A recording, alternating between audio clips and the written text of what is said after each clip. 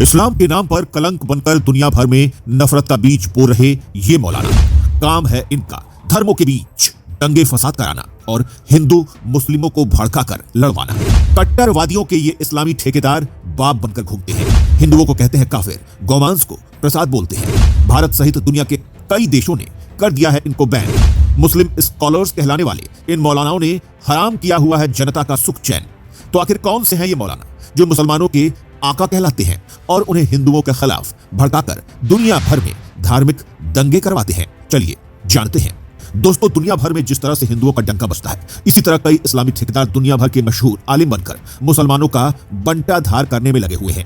इन्हीं मौलानाओं में सबसे पहले नंबर पर आते हैं मौलाना जाकिर नाइक। दोस्तों, कहने को तो मौलाना जाकिर नाइक का जन्म भारत में हुआ था, लेकिन 2016 से भारत ने इन्हें भगोड़ा करार दिया है और जैसे तैसे अपना मुंह छुपाने के लिए यह ब्रिटेन पहुंचे। लेकिन इनके भड़काने वाले स्वभाव की वजह से वहां की सरकार ने भी इन्हें बैन कर दिया और अब ये मलेशिया में जाकर रह रहे हैं। इन्हें दुनिया भर के 100 सबसे बड़े मुस्लिम धार्मिक इन्फ्लुएंसर्स में से एक माना जाता है और इन्होंने पीस टीवी नाम के एक टीवी चैनल की शुरुआत भी की हुई है। साथ ही इन्होंने इस्लामिक इंटरनेशनल स्कूल की शुरुआत की, जहां पर ये इस्लाम की तालीम देते हैं। इन्होंने इस्लामिक रिसर्च फाउंडेशन भी बनाया, लेकिन इनके मजहबी कट्टरवादी कारनामों के चलते भारत ने इनके इस फाउंडेशन पर ताला जड़ा हुआ है। इसी लिस्ट में जो दूसरे मौलाना है, उनका नाम है मौलाना तारिक जमील। दुनिया के सबसे बड़े मुसलमानी धार्मिक संगठन तबलीगी जमात का हिस्सा बने हुए मौलाना तारिक जमील के बयानों को सुनने के बाद शायद कट्टर इस्लाम को मानने और समझने वाले लोग अपना सर पीटने लगेंगे। इन महाशय का बयान होता है कि करने के बाद आपको जन्नत में 72 हूरें मिलेंगी। साथ ही जन्नत में खुद अल्लाह अपने हाथों से आपको शराब पिलाता है और उनकी कई वायरल वीडियो में इन्होंने जबरदस्ती लोगों का धर्मांतरण कराने की कोशिश भी की है।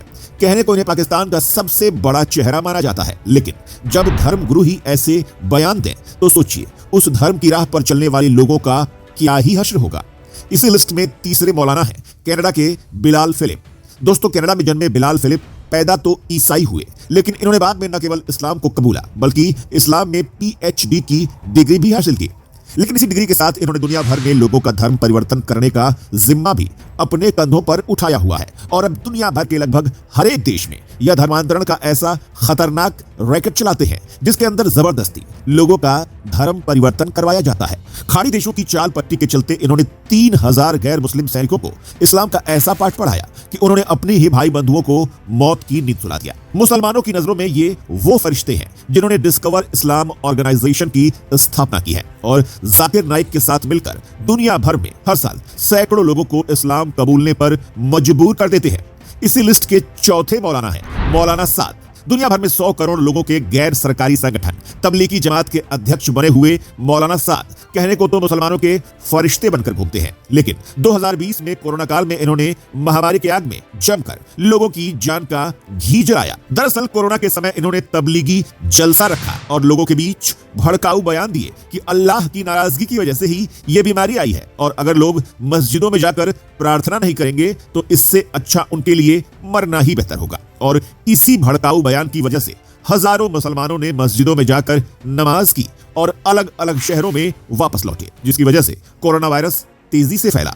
और आखिर में आते हैं मुफ्ती तकी उस्मानी।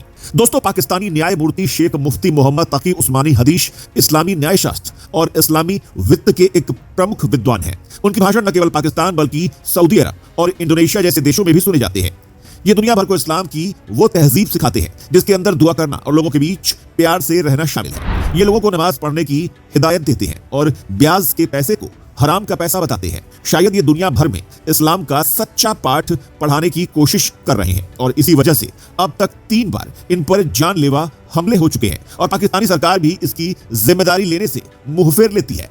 तो जिसे देखकर यह कहा जा सकता है कि वास्तव में जो इस्लाम का सच्चा मतलब बताएगा, इस्लाम में नफरत फैलाने वाले लोग उसे भी जिंदा नहीं छोड़ेंगे, फिर चाहे वो कितना ही बड़ा विद्वान क्यों ना हो। तो भाई, जो कौम अपने खुद के लोगों की सगी नहीं हो सकती, वो दुनिया भर की सगी क्या ही होगी। तो दोस्तों, क्या आप भी हमारी बातों से सहमत हैं? हमें कमेंट करके बताइएगा और इसी सीरीज को आके देखने के लिए पेज को फॉलो करना मत भूलिएगा।